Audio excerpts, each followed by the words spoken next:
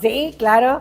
Yali, nena, toca Lili Caltona, que estamos aquí en el Museo de San Juan Coscomatepec, Veracruz, en el de las máscaras. Y miren, aquí he hecho dos grandes y buenos amigos. ¿Cómo te llamas? Elian Didier. A ver, vamos a agarrar este. ¿Cómo me dijiste? Elian Didier. Elian Didier, ¿y tú? Juan Carlos. Juan Carlos. ¿Y qué te ha parecido este evento y las máscaras?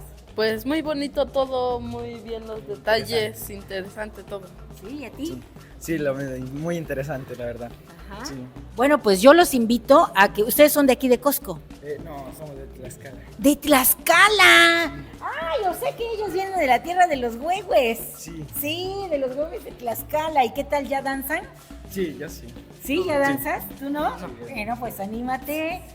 Y qué bueno que andan aquí en Coscomatepec, Veracruz. Es un placer ver a los jóvenes. ¿Ya disfrutaron del parque temático, de la víbora? ¿Qué tal? Sí. Increíble, ¿verdad? Sí, la verdad. Bueno, pues bienvenidos a Veracruz, a Coscomatepec. Y recuerden, Lili Caltona no te abandona y es tu amiga. ¡Nos vemos! ¡Digan adiós!